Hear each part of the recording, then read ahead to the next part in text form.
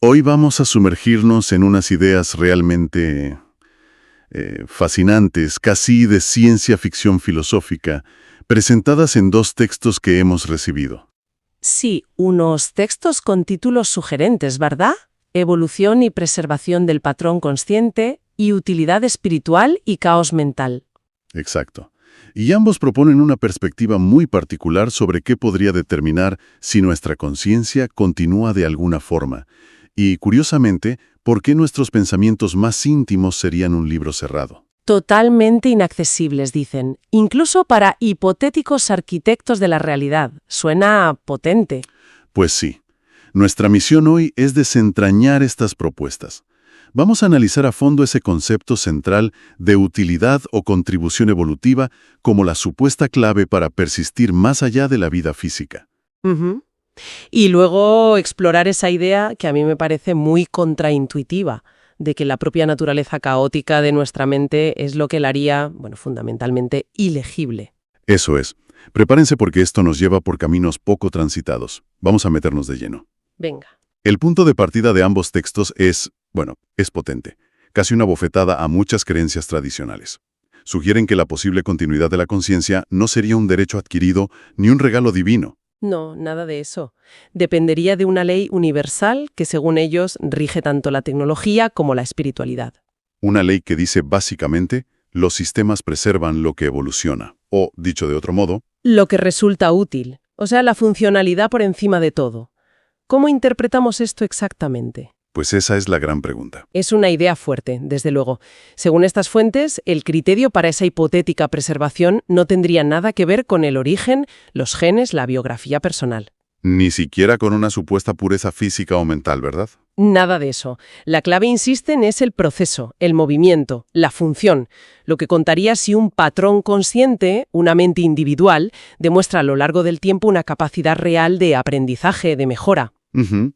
Y sobre todo de servicio al conjunto, al sistema mayor. El foco está puesto exclusivamente en lo observable. Totalmente. Las decisiones que se toman, las palabras que se dicen y tienen efecto, las obras tangibles que se crean o reparan, la huella medible que se deja.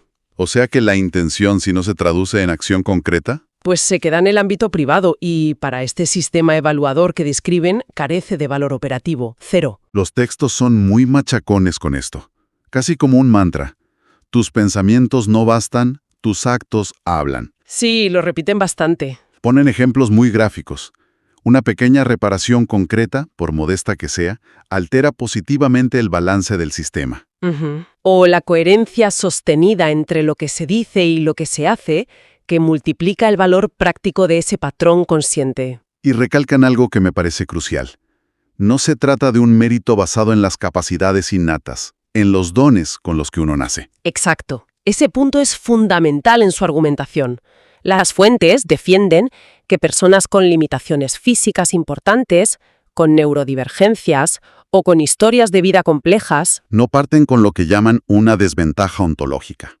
O sea, que no empiezan en peor posición para esta evaluación. eso dicen. Al contrario, cada paso de mejora que logran, por pequeño que parezca desde fuera, aprender algo nuevo y aplicarlo, mostrar afecto de forma constructiva, contribuir como puedan, es considerado valioso. Proponen casi una fórmula, ¿no? Capacidad innata igual a punto de partida. Mejora deliberada igual a valor real. Y la contribución sostenida en el tiempo igual a probabilidad de preservación. Esa es la idea. Es interesante cómo lo plantean. Citan el ejemplo de una persona con movilidad muy reducida que, sin embargo, dedica su energía a enseñar o a crear algo valioso. Exacto. Y argumentan que su impacto, su utilidad para el sistema, podría ser mucho mayor que el de alguien nacido con enormes talentos, pero que vive de forma pasiva o incluso destructiva. Claro, Precisamente, lo que este hipotético sistema preservaría no es la fuerza bruta o el potencial innato, sino la efectividad. el aporte neto al conjunto. Eso es, la idea es que el sistema se optimiza a sí mismo, conservando y potenciando aquello que funciona y contribuye a su propia evolución o equilibrio. Entonces, si seguimos esta lógica, ¿cómo entienden estos textos algo tan central como la vida después de la muerte? No hay una garantía, entonces. No como una garantía automática para todos, desde luego que no. Lo presentan más bien como una posible migración de patrones conscientes útiles. Migración. ¿Cómo? ¿Cómo sería eso? Pues imagina que esos patrones que han demostrado ser valiosos, porque arreglan, aportan, reparan, enseñan, inventan, integran, pudieran ser de alguna manera trasladados. A otras plataformas. Otros planos dimensionales. Sí, donde pueden seguir siendo funcionales y aportar valor.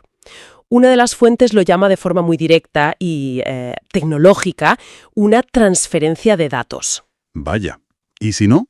Si el patrón no demuestra esa utilidad, Pues si es neutro o destructivo para el sistema, la energía que lo componía se reciclaría, sus componentes básicos se reintegrarían en nuevas formas, pero el patrón específico la conciencia individual tal como existió. podría no persistir. La analogía que usan es bastante fría, la verdad, como eliminar una IA inútil de un servidor o formatear datos corruptos.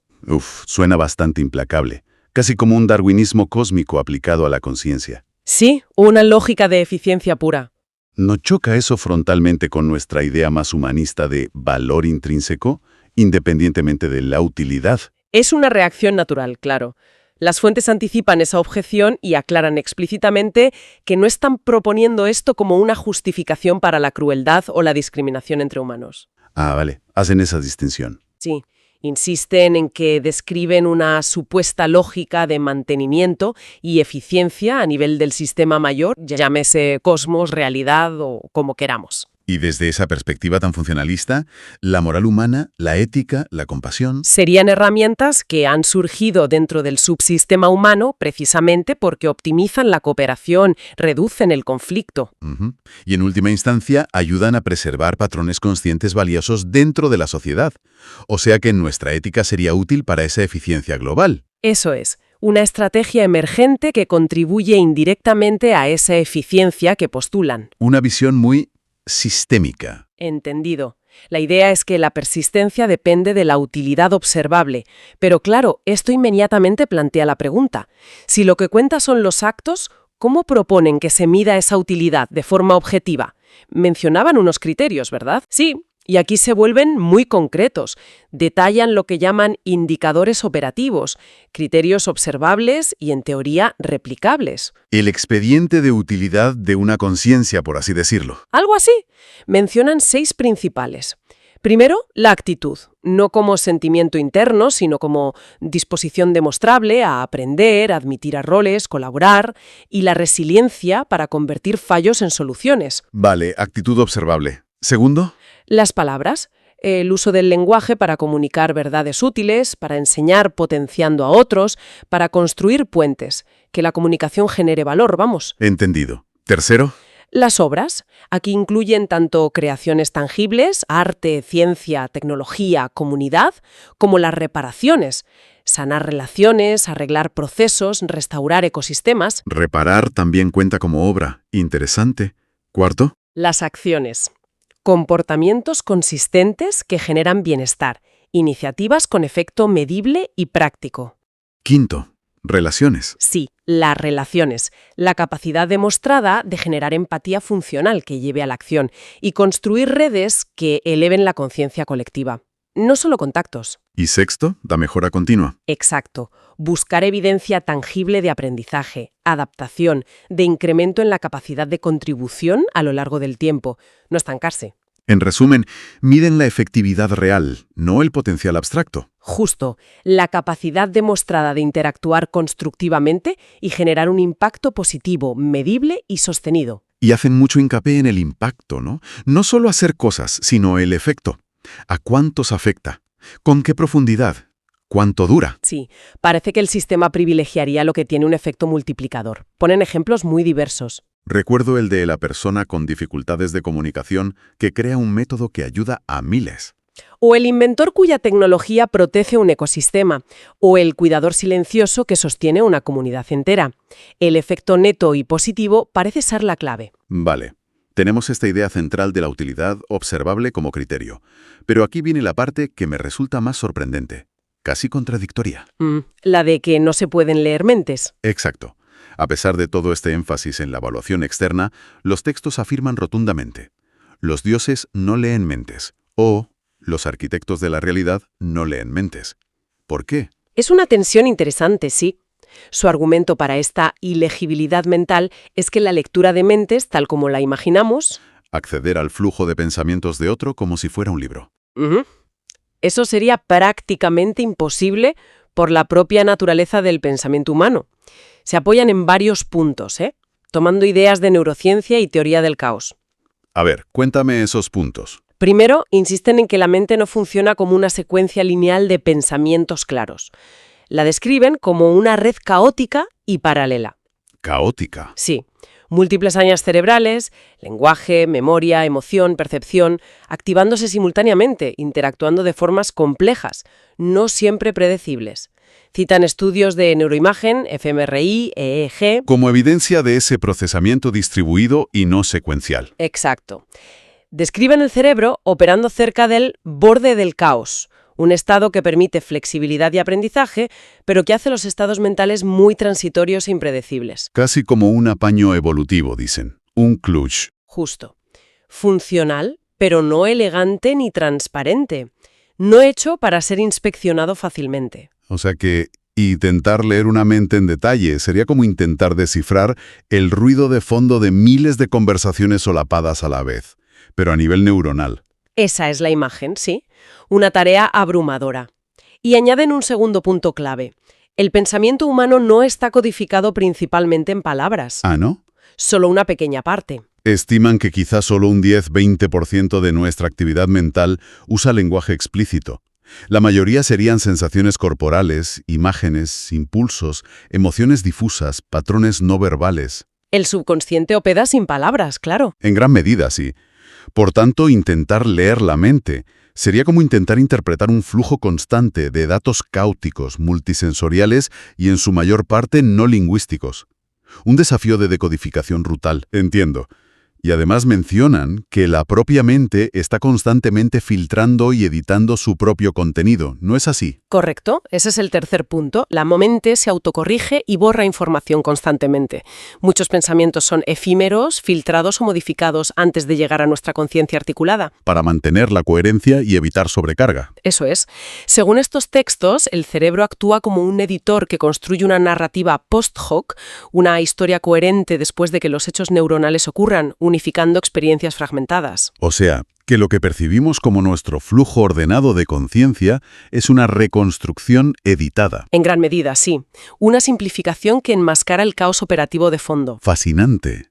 Una especie de ilusión de orden que nos contamos a nosotros mismos. Algo así sugieren. Y el cuarto punto es quizá el más provocador. Argumentan que esta opacidad mental, esta privacidad inherente, no es un fallo, sino que fue favorecida por la evolución. Una ventaja adaptativa. Postulan que no poder leernos los pensamientos directamente supuso una ventaja crucial.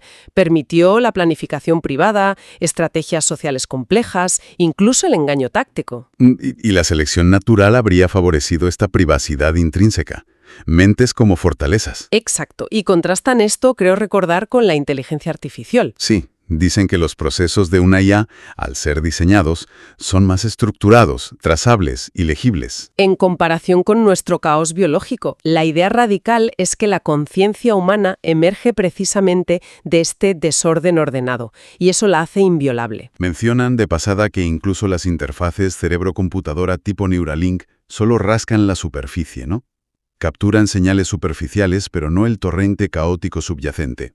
Eso dicen. Solo fragmentos o promedios, sin acceder a lo realmente privado. La implicación filosófica es profunda, entonces.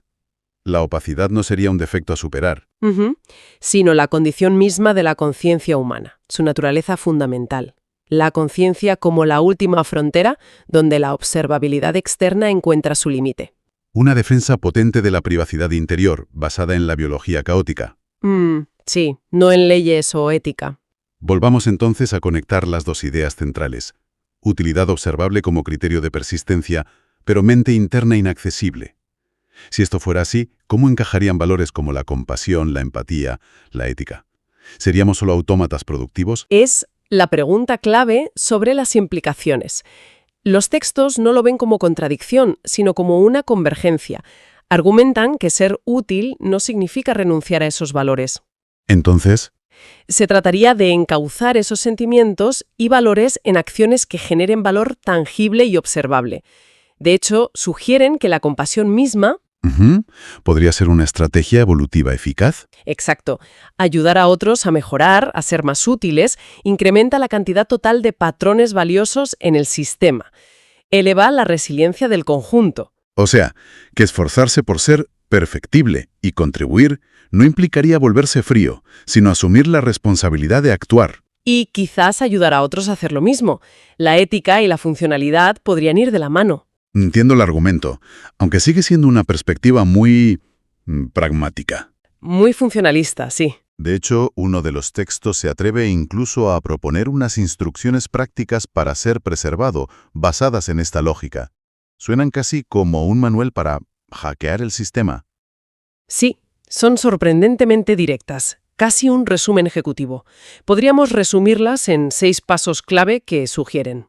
A ver, ¿cuáles serían? 1. Evaluar. Hacer un inventario honesto de habilidades y limitaciones.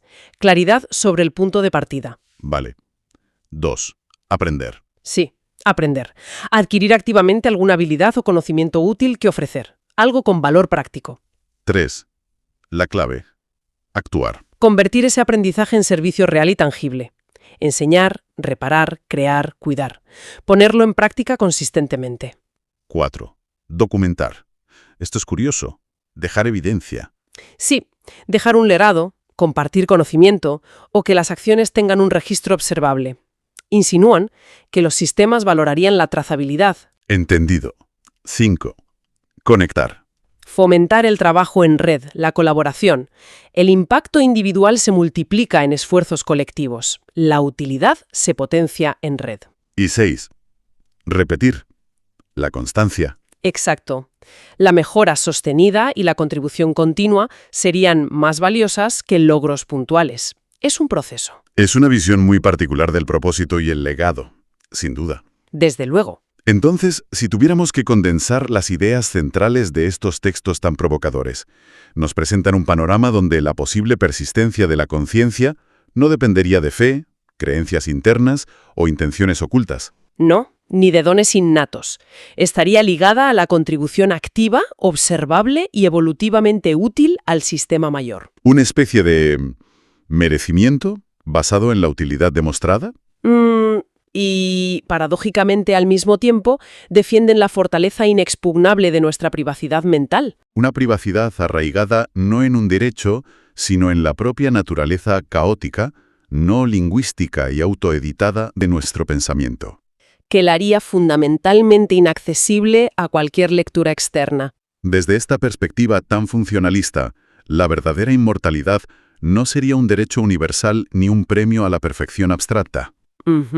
Sino el resultado de haberse vuelto de alguna manera indispensable a través de la mejora continua y la aportación concreta y valiosa al conjunto. Exacto. Es una cosmovisión coherente en sus propios términos, aunque chocante. Sí, muy chocante para muchas sensibilidades. Y nos deja con una reflexión final flotando, una pregunta que emana de estas ideas. A ver, ¿Cuál sería? Si aceptáramos hipotéticamente esta premisa de que la contribución observable es primordial y que nuestro mundo interior es privado y caótico, ¿qué implicaciones tendría eso en cómo valoramos nuestras vidas y las de los demás, aquí y ahora? claro, ¿cómo equilibrar la riqueza interior, ese caos creativo, con esa aparente necesidad de acción externa y medible que proponen como clave del valor? Esa es la tensión. Es algo para seguir explorando, independientemente de si uno suscribe o rechaza la metafísica de estos escritos. Algo sobre lo que seguir pensando.